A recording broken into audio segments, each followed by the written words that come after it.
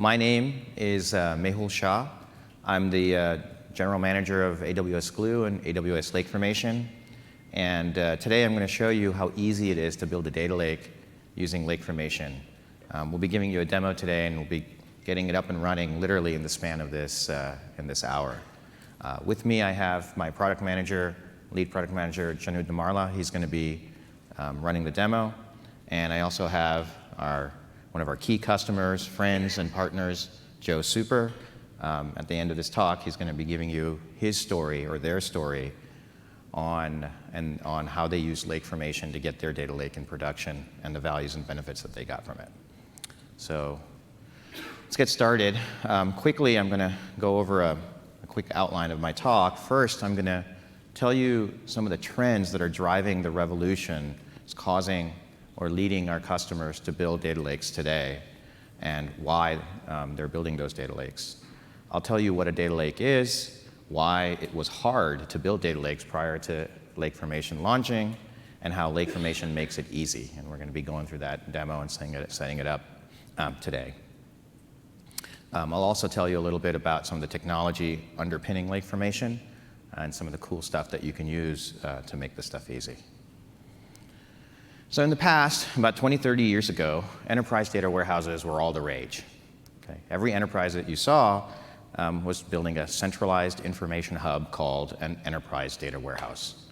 They would take all their structured data from their structured databases, their OLTP systems, ERP systems, CRM systems, extract all that data, merge it all together into one big schema, and then load it into an enterprise data warehouse. And that's where they would do all of their analysis. All of the reporting, the BI would be happening over that data warehouse. And then they'd get an understanding of how their business was running and how to optimize their business. Now, this ETL process was a centralized process. Getting this big schema put together took some time. Sometimes it would take months to get it together. And of course, if you ever had to kind of change anything, well, it was brittle and time-consuming and cumbersome, but you'd do it. Now, enterprise data warehouses today are no longer the center of information. They're still an important piece of the puzzle, but they're no longer the information hub for an enterprise. And there are good reasons for this. One of the biggest reasons is that the data that enterprises want to analyze no longer fit in data warehouses. There's a lot more data than people think. When we look across our customer base, nearly every 5 years, the amount of data that they store and analyze grows by an order of magnitude. So if they're starting out at terabytes of data, we're looking at petabytes of data for the lifetime of the data platform that they're using. Or if you're at petabytes today, you're going to end up wanting to be at exabytes. And data warehouses are just not cost effective at those scales. Another reason for this is that the data that they want to analyze is much more diverse. It's no longer just structured data. You want to go and analyze your unstructured as well as your semi-structured data. These include things like your emails and chat logs, social networking feeds, network logs, application logs, click streams, ad tech logs, and so on and so forth. There are also many more people that want to analyze this data, many different types of personas that are going after this data in an enterprise. It's no longer that you have business users wanting to do SQL analytics over the data. You also have data scientists wanting to build machine learning models and running inference over this data. You have scientists actually analyzing this data in healthcare and life sciences. You have a DevOps culture these days, and you want to be doing analysis over real-time streaming logs so you can alert when things go bad. So all kinds of new things people want to do with this data. And in response to the variety of workloads and analytics and people that want to analyze this data, enterprises want to democratize access to this data. They don't want to have to go through a central IT process to be able to give access to any one person in an organization. But at the same time, there is sort of a tension because there's even more regulatory pressure these days from governments and at the enterprise level to make sure that the right people get the right access to the right data at the right time. And so new tools are needed. And this is where the cloud comes in, and thank goodness, right? Because the cloud is a game changer. That's why you're here. And what we see on the cloud is a revolution. People are no longer building enterprise data warehouses, but instead putting together data lakes on the cloud. And at the center of a data lake is really its storage system. And in Amazon and AWS, it's Amazon S3 storage system that people are using. S3, why S3? Well, because S3 is ubiquitous. It's everywhere. You can access it from anywhere. It's highly available. It's inexpensive or cost-effective, highly scalable, and incredibly reliable. We give you almost 11 nines of reliability or durability. Basically, once you put data in there, it's going to be there forever, unless, of course, you delete it. And what we see is our customers putting all of their on-premise batch data into these data lakes. They're also spooling a lot of their real-time streaming data from their IoT logs, application logs, network logs, all being put into S3. The other nice thing about the cloud is that you have many more primitives, many more services that you can use to analyze the data in situ while it's sitting on S3. You have Amazon Redshift, which is our data warehousing service, but you can also use SageMaker, for example, for ML, machine learning, EMR for big data analytics, QuickSight for business intelligence, and Amazon Athena for ad hoc SQL analytics. And these services are available on demand. They scale automatically for you. You only pay as you go. It's great, and you can shut it down when you don't need it. And so what's left is a way, and what's needed is a way to organize all your data in S3, secure that data so that it can be shared efficiently and securely, and multiplex that data or make it available to all of these services. You want a single locus of control for all of that. And that is what a data lake is. The data lake is the new information hub in an enterprise. It's the centralized, secure repository that enables you, our customers, to govern, discover, share, and analyze both structured and unstructured data at any scale. And on AWS, we have more than 10,000 data lakes. It's more data lakes than anywhere else. And here's sort of a selection of customers that are building large data lakes on our platform. And since we launched a few months ago, here's a selection of customers that are actually building data lakes using Lake Formation, because it makes it much easier for them to go build it. There are companies like insurance companies, financial services companies, healthcare companies. Solves a lot of different use cases. And what are they saying? They're saying three main things. One, that it's really simple and easy to set up their security, where previously it was incredibly difficult and hard. Two, it's easier to ingest the data and get it set up.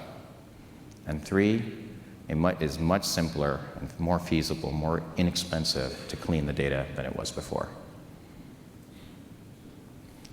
So what was hard about building data lakes before Lake Formation? Well, exactly all the things that Lake Formation solves. It was hard to clean your data and secure your data in a data lake. It used to take months to do it. And here's why. There's actually many steps involved in building a data lake. More importantly, there are many different types of skill sets that you need to go build a data lake and use it. You have different personas that take care of different parts of this process. For example, data engineers are the ones that typically do the ingestion and cleaning or the data preparation that are needed for the data lake. They set up storage, move or extract the data from their sources, and then load it into a target, S3 in this case, clean it and prep it so it's canonicalized so you can actually do something with the data. And you've all heard about how much time and effort this takes, right? I think the adage goes about in any analytics project, about 80% of the time or effort goes into cleaning and prepping your data. But one of the things that's overlooked or really not talked about as much is the amount of time and effort it takes to secure and enforce security policies and compliance policies for your data. And that's also part of building and managing data lakes. And typically you have data stewards doing this. And then finally, you have to make all of this data available, accessible through a variety of analytics engines. And you want to make sure that you can serve the needs of data analysts, business users, data scientists. I want to give you a quick sample of the steps that were required to actually build a data lake on AWS prior to Lake Formation, just to give you an understanding of how complex this could be. First, for example, here's an account with a bunch of RDS databases, the sources that you would need to go and extract data from. You'd have to set up landing areas where the data would land. In this case, you'd have probably set up landing areas in Amazon S3, set up a bunch of locations or buckets. Then you'd have to set up access policies on these S3 buckets. These are IAM policies written in JSON, not a natural language for a lot of people, right? And these policies are at the level of objects, S3 objects, API accesses, and paths. Really doesn't map to the kind of data structures and sort of data sets that you have when you're doing analytics, when you're thinking about tables and databases and rows and columns. And so actually getting these policies to work exactly right the way you want it to was very difficult. There were all kinds of limitations on what you could express, how big these policies could get, and where you had to actually specify all these policies in many different places. So it's hard to even know who had access to what. In some cases, customers would have too much access, give too much access to their users. And in other cases, they wouldn't give enough access, so users that wanted to get access to data that they had rights to couldn't. All right, well, so far all you've done is set up policies and set up spaces, but you actually haven't done anything in terms of loading data. So one thing you need to do is represent the data. So you could use the data catalog to represent the data that's sitting inside of your S3 buckets, set up a schema for your tables and your databases. Then you have to load the data from your sources, and typically you're going to use some kind of ETL system. In this case, AWS Glue is an ETL product that you could use. It would help you write a PySpark program that would get data from your databases into S3, but you'd have to know how to code. In this case, this is a PySpark program. And not done quite yet. Remember the metadata that you set up? There might be sensitive information in there, so you have to set up metadata access policies as well, and who can access that metadata. And this itself is written in JSON, not a natural language for people. Okay, we're still not done yet. Now imagine you want to analyze this data through a data warehouse like Redshift. You'll have to log in and set up the cluster. But beyond just setting up the cluster, you'd have to set up users, roles that can access those bucket policies, access those buckets and adjust the policies so those roles allow that. So those policies allow that access. And then once you're done, you're going to have to rinse and repeat this for every new data set that you bring in, for different users as they come in, and every new end service has a slightly different configuration than the next. And of course, you're going to have to manage this as you go forward and update the policies as these things change. If I haven't made the point yet, this is an error-prone and a time-consuming process. And this is why it used to take months. Well, no longer. With Lake Formation, we can make this all super easy. Lake Formation is a fully managed service that enables data engineers, data stewards, and data analysts to build clean and secure data lakes in days. Let's take a look at what Lake Formation, or the solution stack in Lake Formation, looks like and what benefits it provides. We already talked about the storage, which is cost-effective and durable and globally replicated, so you can access it from everywhere. Lake Formation first provides a set of tools that allow you to ingest that data and clean that data in a way where data engineers no longer have to do a lot of the undifferentiated heavy lifting. They simply just use a bunch of templates that get the data in there. And so they can get the data in there and enables them to build other things much faster. The main value proposition of Lake Formation is around security. You can actually manage all of your fine-grained permissions and your security policies in a single place that's alongside a data catalog. And you can also keep track of all the accesses to your data lake in a single place. It lets you audit all of the accesses that are there so that you can comply with various regulations and work with auditors to meet auditing requirements.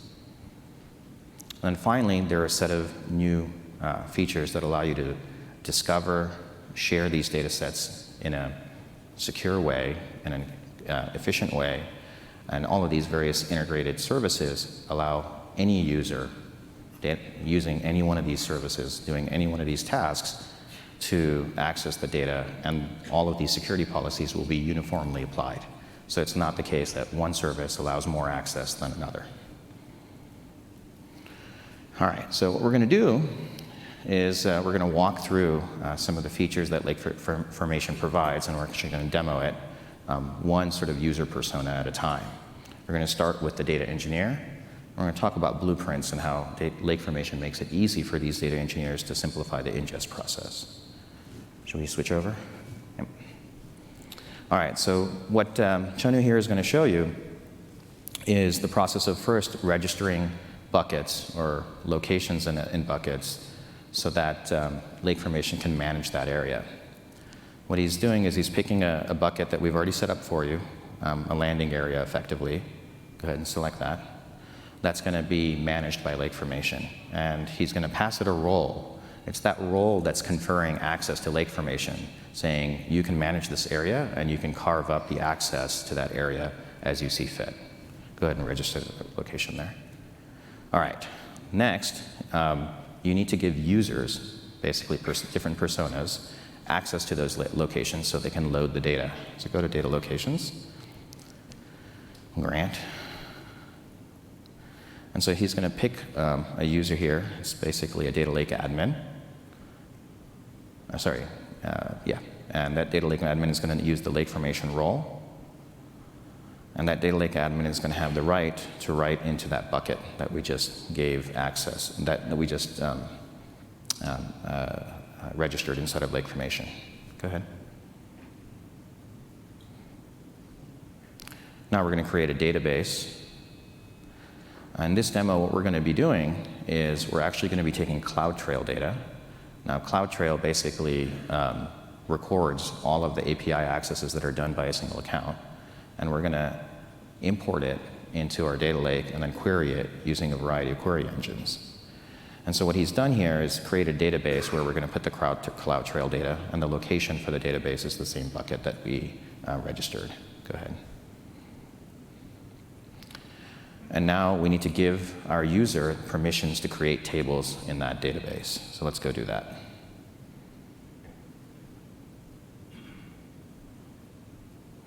There's our Lake Formation role again. The database is CloudTrail demo. And what you'll notice is the permissions that we're giving are the ability to create tables and modify the metadata, and as well as drop those tables in that database to the user that's going to ingest the data into the data lake. Go ahead.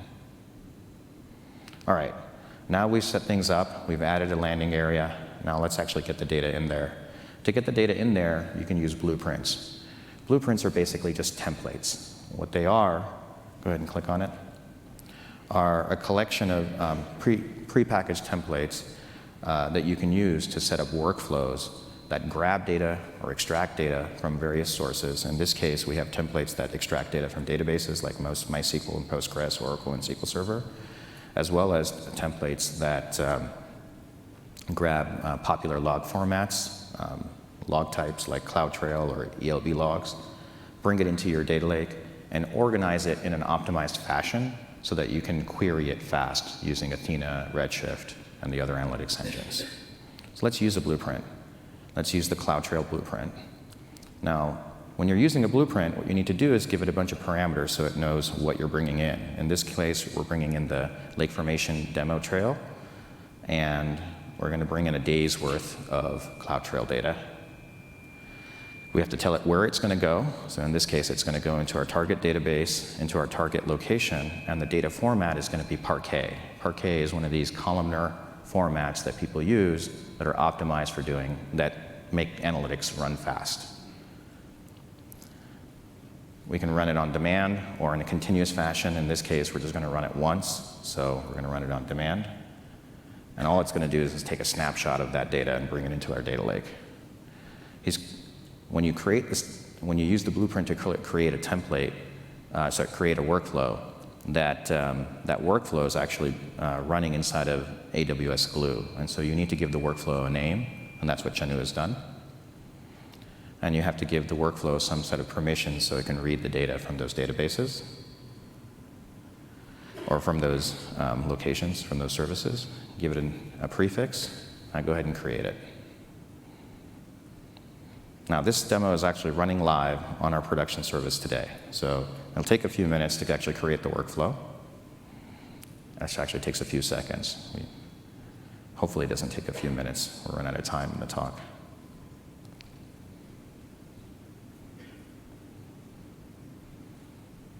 Yes, OK. The demo gods are happy today. So we're gonna now run the workflow. Go ahead. All right, so we've started the workflow. You can actually see that the workflow has started. It's running. Why don't you click into the workflow to see what it's actually doing? You can actually get more information about the workflow, about what are the individual subtasks that are actually running in that workflow by clicking View Graph. And what you're doing now is going over to AWS Glue. Glue is the thing that's actually running this workflow for you. It's got all of the primitives that are necessary for ingesting the data. And you can see it's got a fairly complex graph. And what you can do is you can actually monitor what's going on through Glue on how far things have run, what's left to do, and just get a status of what's going on, especially if something goes wrong, you can see where it breaks. You can actually go into Glue and actually build all kinds of workflows. This is just a workflow that's created from one of the templates that we have. Depending on the template, the workflow can vary. So we're going to go let this run. I'll tell you a little bit more about our cleaning some of the other cleaning features that we have while this is running. All right, so we talked about blueprints. I think the only point that that was left to make about blueprints is that you can customize your blueprints. You can customize your workflows for your needs. If the blueprint isn't doing exactly what you want to do, you can have it create those workflows, go down into Glue, and edit and modify what's going on there yourself if you'd like. A lot of our customers come to us and say, what's the difference between Lake Formation and Glue? Well, we just showed you. Lake Formation is a service that's really targeted for data analysts, data stewards, data engineers. It's a higher level service that's built on the primitives that Glue provides. Glue has a number of primitives that you can use. A lot of developers love Glue. And let's talk a little bit about some of those primitives so that you understand what's going on underneath the covers. So Glue provides a number of scalable serverless components that help you build data lakes. The first one is a data catalog. It's fully managed, and it's Hive Metastore compatible. It's basically a metadata service. It stores all the information about your tables, your databases, columns, their data types, schemas, and so on and so forth. And the data catalog is integrated with pretty much all of our analytics services so that they can access data that's referenced by the data catalog. Alongside the data catalog are crawlers. Again, fully managed. You can run crawlers over any data set that you have in S3, and they will automatically infer the contents of that data. They'll figure out what the compression type is, unpack it. They'll figure out what format it is, unpack that, infer the schema automatically. We have a number of AI techniques to be able to do that, extract some statistics, and then populate the data catalog. It'll also extract how the data is laid out on S3 to make it faster and easier to query that data. At the core of Glue is a serverless ETL platform. What does this mean? Well, we basically give you serverless Apache Spark. You give us a PySpark script or a Scala script that runs in Spark. We automatically provision the necessary resources for that job, run it for you, and shut it down. You have to manage no machines. You don't have to manage networks or configure any networking settings. We do all of that for you, and you only pay for the time that the script is running. So it gives you a serverless interface. You can also interactively create those scripts using our GUI that we have in our console. Now, those scripts will turn into jobs, but you may have multiple jobs that have to run in succession. You might want to intersperse them with crawlers. And so you want to actually create sort of flexible workflows that get a larger task done. You want to actually orchestrate all of this, and so we actually give you an orchestration system. You can author and monitor the workflows that you create using our orchestration system in Glue, and it sends out alerts with CloudWatch, so you can integrate other external services with it. Okay, we showed you the workflows. Now, let me tell you a little bit about some of the transforms that we have added as part of Lake Formation to make it simple for cleaning your data. A really common task that you see customers have is the task of actually integrating multiple data sets that represent the same thing. Happens all the time. In this case, I'm giving you an example where you're merging two different catalogs that represent the same things, but those things are not represented exactly the same in the records. So an example here is we're showing two different types of, a catalog with two entries for shoes. One entry says Trask Saddler, the other one entry says Men's Saddler Penny Loafer. They have roughly the same colors and the options. They're roughly the same price. You and I can look at this and say, well, this is probably the same product and the same shoe. So that record would look the same for us.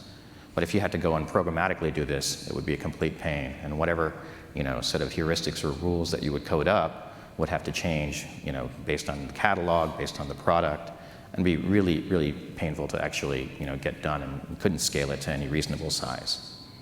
So we have a number of ML techniques that we used internally in Amazon Retail to make this work at scale that we have now released to you as part of AWS Glue. You can actually use it. We let you train models that will do this merging of data sets and finding duplicates across these data sets automatically for you, and then run it across your data sets. You can use it for deduplication. You could also use it for record linking if you have two different data sets and you want to know which records are the same. So how does this work? Well, the naive technique here is pretty simple. You look at all your records and you want to do fuzzy deduplication. You basically look at every pair of records, have some scoring function, and then do some kind of thresholding to find out which records are the same and which records aren't are different. The problem with that approach is twofold. One, if you get to some reasonable size of records, maybe 10,000 or 100,000 records, it's going to take you forever because it's an n-squared problem.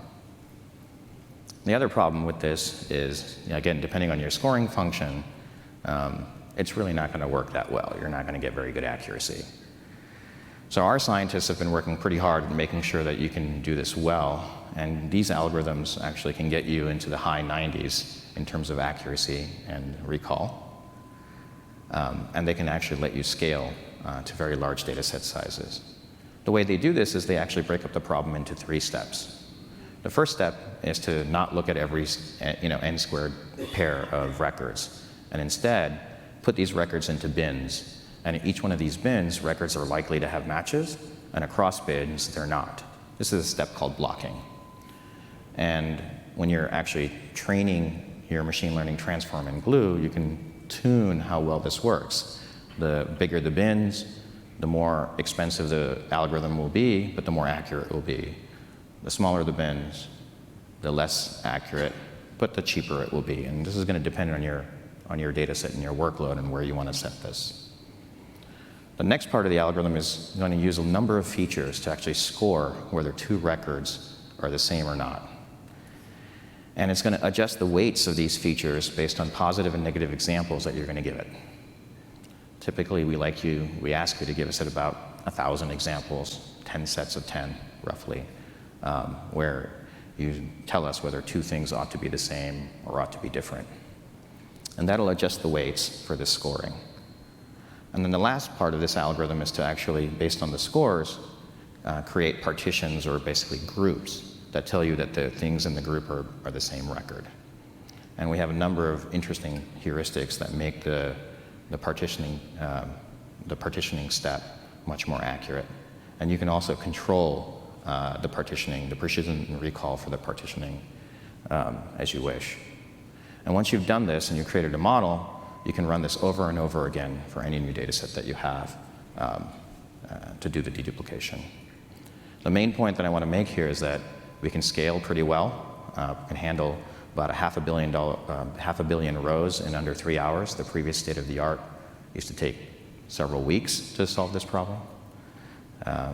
And it's available to you just basically, at no additional cost on top of the cost of Glue. All right, now let's talk about centralized permissions. How do you actually set up permissioning, and how does that work inside of Glue? You're going to have the data steward, and she's going to be the one that's responsible for creating the permissions on your various data lake resources, the tables, the databases, and down to the column level. She's going to specify them using Lake Formation. You're going to shut off access to this data through S3, and users are only going to access and analyze this data through the integrated services that we have. We have 4 integrated services: Athena, Redshift, Glue, and Amazon EMR. Those services are going to consult Lake Formation to see if those users have access to that data and what parts of that data they have access to. And then if they have access, the data is going to get back to the integrated services, and they'll do the analysis and give the answer. The permissions in Lake Formation don't look like JSON policies. They look like simple grant and revoke statements, the kind you would have in a database system. And the permissions that you can specify down to the column level. So you might have a user, for example, Chanu, who's only allowed to access the bottom columns of this particular table. And perhaps Joe is only allowed to access the top columns. And you can actually specify any subset of these columns for whatever users you want. And we don't replicate the data. We don't create materialized views or any of that stuff. All of this stuff is happening on demand as the data is being pulled off. In addition, in Lake Formation, you can easily view the permissions in a single pane of glass. So you're not searching in 5 or 6 different places to see who has access to what. And then finally, you can audit all accesses in a single place. Many have asked us, well, does this mean that we no longer use IAM? That's not quite the case. The Lake Formation permissions model actually works in conjunction with IAM. The way to think about this is IAM still gives you the coarse-grained permissions to access the catalog. And then what we ask you to do is provide all of the fine-grained permissions on the databases, tables, and columns through Lake Formation.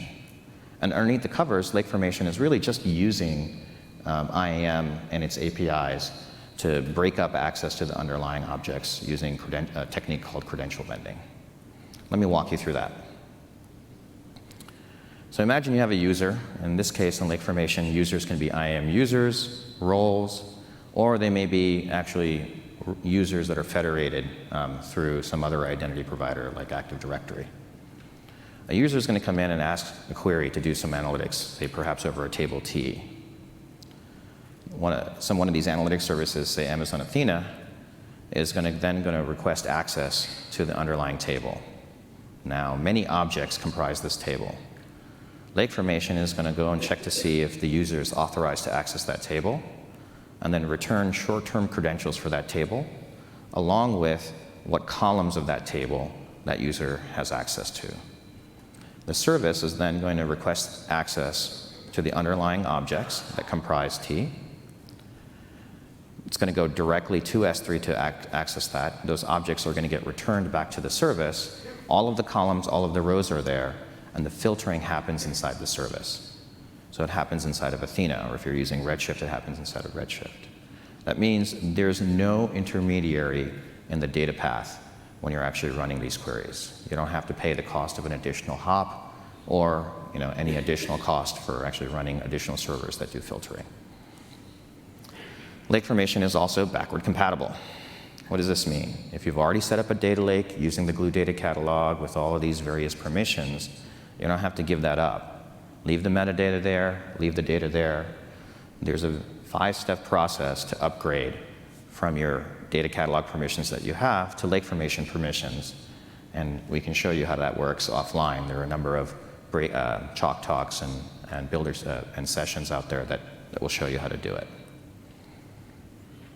All right, so let's see how all this stuff works. Now we set up our data lake. Hopefully it's done running. Has it loaded?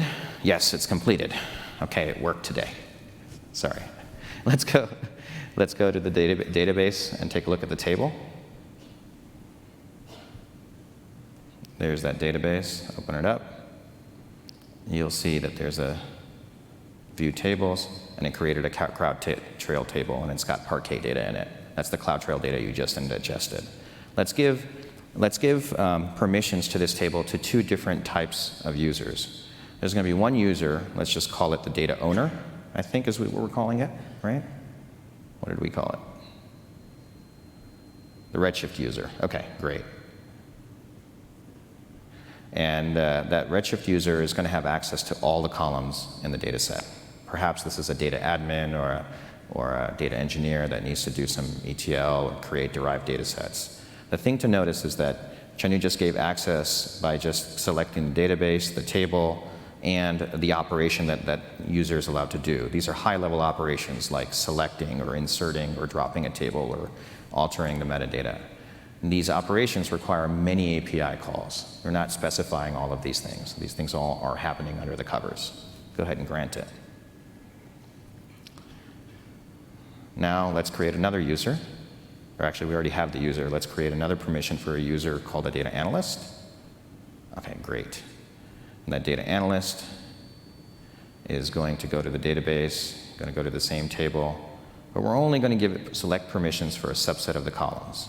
You can give it the list of columns to include or exclude. In this case, we're just going to include the columns that they're allowed to access. Perhaps this is a data analyst that's just doing some simple analysis. So let's get the first 5 columns in there. 4, doesn't matter. Okay, great. We're going to give it select access to those columns. And one more thing, I want to let you know that in our model, not only can you give permissions to select these things, but you also can delegate permissions. So you can say that the user has the ability to grant other users select access or other users drop or delete access. It's kind of like the grant option that you find in a database system. Okay, go ahead and grant. All right, great. So now we've specified the permissions. Let's see what happens. Let's go to Athena. So remember, this was through Athena, there's going to be the data analyst. The data analyst can actually see the database. Let's take a look at the table that he or she sees. You see that that person can only see the 4 columns that we specified. She doesn't even know that the CloudTrail data might have another 15 columns underneath it. Let's run the query.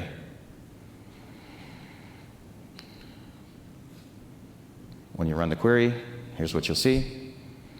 You only see the columns that you specified. Now let's go over to Redshift. Same thing. One of the things that we do have to do in Redshift is tell Redshift which database to connect to and which schema to associate it with. So let's do that here.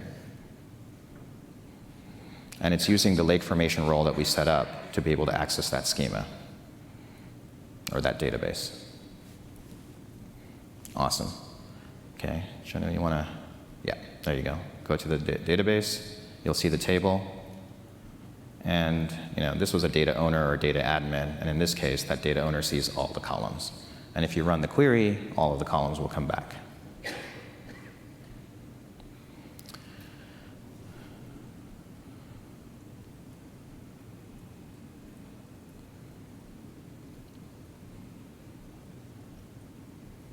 This is all internet delay.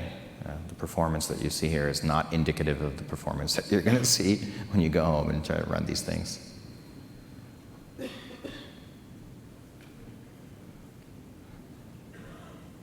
All right, while it's running, why don't we go over to the next pane? This pane basically shows you what a data admin or a data steward is going to be able to see. These are all the accesses that have happened to that table and to those databases in a single place. You can look at the event, the principal that did that access, when it happened, and if you double click on it, you can actually see many more details about the context of that access. All happens in a single place. It's actually put into CloudTrail for you, and you actually can bring that CloudTrail data back into your data lake and query it with Athena. Kind of mind-bending, huh? All right, let's keep going. See if the Redshift query has finished. There it is, and it has obviously a lot more columns than the other query had. So we set up a data lake today for you. on S3 showed you how you can set up permissions for users with different access controls, and they can access this stuff from anywhere in AWS. Should we go back? All right, so that was the work for users. Now let's see what happens. Oh yeah, one more thing I want to talk about is the data catalog itself. The data catalog, we've added features to allow you to annotate the metadata in the data catalog. We've already been able to annotate things like tables and databases. Now you can annotate columns. We've also provided keyword search across all these annotations, as well as the other metadata in the metadata catalog. And this is going to enable customers or your users to actually discover what data sets are relevant to them. And we're adding more and more features along the lines of business user that would be useful for a business user. Lake Formation today is available in something like 13 regions here, and we're adding more and more regions over time. We've got 4 integrated services. All of them are GA except for EMR, which is in public beta. We urge you to try this stuff out, and we want to hear from you. With that, I want to thank you for coming to this presentation at the end of reInvent, and I want to hand it over to Joe, who's going to tell you about their journey and getting all of this stuff to work. Thanks a lot. Great. Thanks, Mehul. Thanks, Mehul. Yeah, I just wanted to, say that anybody that's given presentations, that Murphy likes to show up. So I applaud Mehul for doing the demo there. But who's going to replay tonight? Show of hands. Okay, I'll make sure these next 60 slides go very fast. Only kidding. I know we want to get there as soon as we can. So again, my name is Joe Sieper. I have the privilege of leading a talented group of individuals for global infrastructure and operations. Engineers, architects, data engineers, DevOps, SREs. Prior to Nu Skin, I was a senior consultant with Amazon Web Services on the professional services side for about 2.5 years, doing cloud consulting and helping enterprises on their digital journey and DevOps transformations. Prior to that, I led successful startups and exits as well, and also led R&D for telecom and aerospace, things like the Mars rovers and James Webb Space Telescope. So let's go ahead and get started. So Nu Skin today is in 48 countries around the world. We operate, APAC, EMEA, Europe, Africa, the Pacific, but we are an MLM, direct sales company. So we are built on a foundation of over 200 quality products that are originated in personal and personal care and nutrition. So one of the things that really attracted me to Nu Skin is the force for good. We've donated over 650 million meals to families in need, and that count is growing every year. So. And as of 2018, and approaching a $3 billion revenue, we are a publicly traded company. So our mission statement is to be a force for good throughout the world by empowering people to improve lives with rewarding business opportunities and innovative products and enriching, uplifting culture. So we allow people that want to start their own businesses and want to be able to sell their own products and things like that. We give them the tools and capabilities to be able to do that. So as you can imagine, we're very customer focused as AWS is today. So one of the reasons why I'm standing up here today is we did a transformation with Nu Skin that started back in 2018. And as of this year, we started in 2019 an all-in migration of our data center, and that finished in August 18th. And one of the, some of the bullets you see here: cost-effective, scalable, modern standards, architectures, but the biggest thing is faster innovation. And we want to be able to give those insights and access to that data very quickly and very efficiently. So one of the key things, as you see in this next slide, this infographic, is that comparable migrations, we did it 25% faster. Took us 8 months, 15 two-week sprints. We did it in an agile manner. And you can see in the middle there, we took almost 1,000 servers down to about half of that, and applications down to almost a third of that, using the Migration Acceleration Program. One of the things I like to talk about is the innovation. I've categorized them out, and where we have actual resources working on innovation. So almost 8,000 hours to date this year on innovation, and almost 2,000 hours just on data lake and lake formation. And one of the things I'll talk about in the upcoming slides is one of the things we're using lake formation for is automating our daily sales report. So we have, again, 52 markets in 48 countries, trying to figure out how we did from a revenue perspective on a day-to-day basis. Can be very complicated when you're dealing in multiple currencies, multiple commissions, things like that. You have to be very accurate, but it takes a lot of time. So what we did is we set off as part of this transformation is to build out a data lake.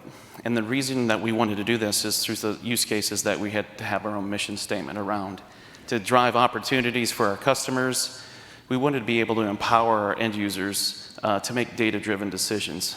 Let's not look in the rearview mirror, but let's look in the windshield in front of us to actually make that decision rather than say, why did we make that decision? Give flexibility to our stakeholders and what they're actually going to use.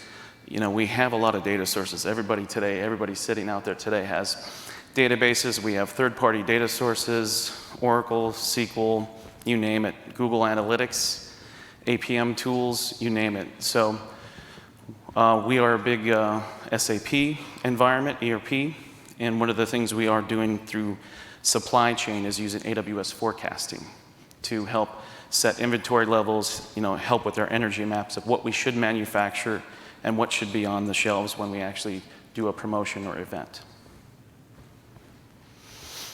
So when we were building out our data lake, there was 3 main areas that I had the team focus on. It must be easy to manage, simple security model, save time and resources, cost effective, but it has to be transparent, low barrier of entry for anybody that wants to get access to that data. So what we started off in designing, just to give you a high-level design, is 4 different zones.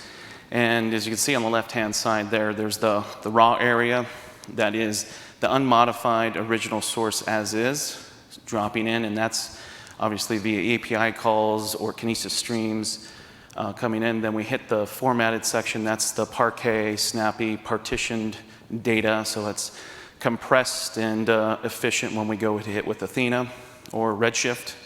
Then we have transform, so that's anything that we're doing with our business rules, ELT, and then published, which is very controlled. So if there's PII data or anything like that, but the publish zone is where everybody's going to live. So if they have a visualization tool, anything like that, they wouldn't be able to go get that data really quickly. And then obviously Glacier to lifecycle policy that data out.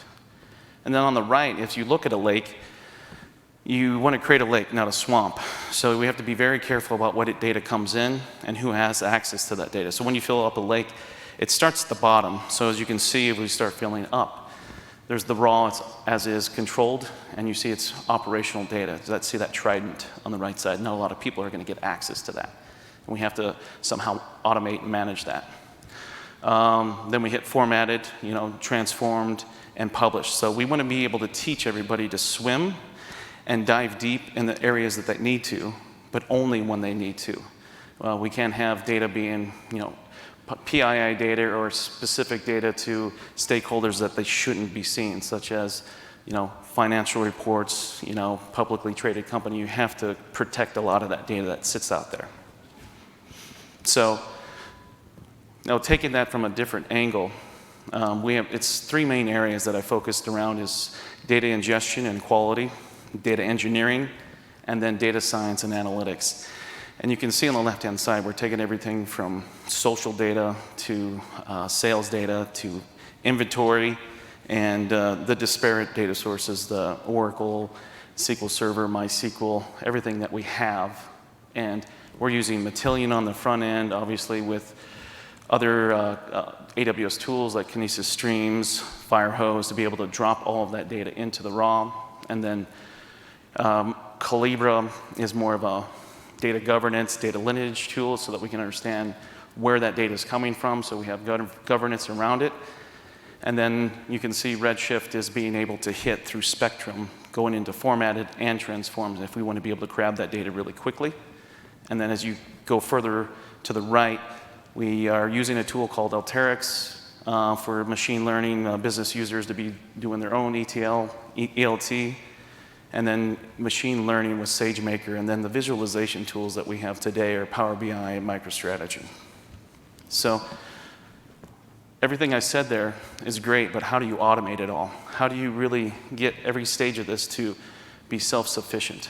So when I knew of AWS Lake Formation before I joined Nu Skin in June of this year, and I was very highly anticipating, waiting for it to be released. And the one thing that I really wanted to focus on is using it for was administration and security. Lake Formation can span the whole subset of this pipeline you see in front of you, but the biggest thing that was tripping us up was administration and securing that data to the specific stakeholders. So before Lake Formation, this is exactly what we were trying to do or planning to do. So you can see the raw data that was coming in. We're going to have to literally copy that data and only remove the elements that we needed for specific stakeholders. So all data there, some no PIIs, who wants the data. So that means requests coming in, making copies, multiple keys in that same bucket. Then you see, okay, as Mehul talked about, the S3 bucket policy. There's objects, you have to keep updating that, keep up with that. Your Glue catalog, those metadata policies, it's never ending, it's growing. At the end of the day, it becomes very error prone and risk adverse to doing that. So it's duplicative work, and we didn't want to do that. So here is, and as we go back to the 3 tenets, easy to manage and simple security model, this is a snapshot, as you saw in the demo before, but from our sales orders. This is a small table in a big database, but you can see there's multiple columns that I can give access to, revoke access to, but it eliminates all those S3 bucket policies that are out there today. So it's a simple grant revoke model for permission, so entry, low barrier of entry for your data engineers. Anybody that's a database engineer or has worked around databases, it's going to be simple for you to pick up and use right away. So now this is what that last slide, a couple slides ago, went to. It got rid of all the copying of that data. So the data duplication went away, and now we only have everything through Lake Formation. Lake Formation transparently handles all of that DB grant syntax. It's behind the scenes, and it's familiar user interface that the engineers and data scientists can use. So some of the key KPIs that you look in the bottom right is 43% reduction just in copying data with the first use case. Because of that sales data, people couldn't see specific data points or shouldn't see specific. We're going to end up copying that 43% more than we should have. And that led to a 37%, almost 40% reduction in operations of building out Lambdas, building out pipelines, building out how we were going to manage S3 bucket policies. It took all of that away. So what you saw in the demo is that literally I can come in now, and I've done this many times with the team, is we can give the CFO access to what he needs to see, but then a financial planner, something else, and this is exactly how it is. Specific columns on the same table and the same database, what they need to be able to do. So in the last area requirement that we wanted to make it transparent. And Lake Formation is transparent. It literally just gives short-term credentials to all of the services on the right. So it inherently works with every service that you see.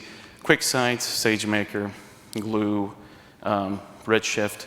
And that's big because we've chosen Redshift as our data warehouse moving off of Oracle. So having that availability to reach in, but then also have column level permissions put on top of it is the way we wanted to go. So unified controls and seamless integration was a big point for us. So to wrap up across all 3 areas there, it's a lower learning curve. You don't have to worry about the JSON style syntax of S3 bucket policies. It's a single dashboard interface. You get column level permissions out of the box, something you'd have to duplicate data all day long. And then it reduces the process of having to onboard new people into your engineering team, but also your functional areas, legal, HR, finance, and what the data they want from day to day. And it's transparent. It just works out of the box. There was no, I mean, we already had our data lake set up, and we were waiting on Lake Formation to be released, and it came out, I think, 2 weeks later, and we were able to apply it in place in a brownfield, not a greenfield. So it works with your data lakes today. So this is great, Joe. You showed me a lot of slides. Give me an actual use case. I really like to see the demos myself, but we talked about the daily sales report, that on a day-to-day basis, how many people touching that. It's 40 combined plus hours down to 15 minutes. The big thing that use case in Lake Formation helped us is the sensitive and critical data that's located in that data that we're extracting from SAP and from various government entities on what we're doing for transactions in those areas of the world. So we were able to literally put the permissions in place. We were looking at about a 2.5-month setup time before Lake Formation. We were able to get it really quickly and ready in 3 weeks by putting Lake Formation on top and then actually just give them the column level access, no copying of data. We scrapped all that architecture and literally just went straight with Lake Formation. So it's in production today. So if you ever see our CFO, he'd probably be like, yes, this is the best thing he's ever seen, because he's able to get his reports in 15 minutes now, every day. So some of the planned use cases that we're looking at is natural language processing with sentiment analysis, things from Synthesio that we're talking from our call center, from social, clickstream, and then inventory forecast. We're doing a lot of stuff with AWS forecast today. So all that data that's coming in still needs a lot of security around it. So our CISO, everybody that I'm partnering with, loves Lake Formation because it allows us to secure it down to that level, and they can audit us at any point in time through an API endpoint if they wanted to. But we are looking, as I said, Lake Formation can go that whole pipeline. We only did it on administration and security. We're looking at the ingestion blueprints, how they can help, build upon what Matillion does today, and then also the duplicate matching. When you have multiple data sources out there, I knew there was going to be duplicates, but there's a lot of duplicates out there, but it's just a different name than what it's actually named coming into the data lake. So that's exactly where we're at, so a little blurb for me. I won't read it to you, but the goal was that it was an easy-to-use security layer right out of the box that allow us to accelerate our data lake and putting that into production. So, and last but not least, during this transformation, Nu Skin had maybe 5 certifications in AWS. Today we have over 70, and it wouldn't have been out without AWS training and certification. And we've had everything from big data to DevOps to security. So I'd encourage you to go take a look at AWS training and certification and see about what you could do with Lake Formation and other services that were released here this week. So thank you very much.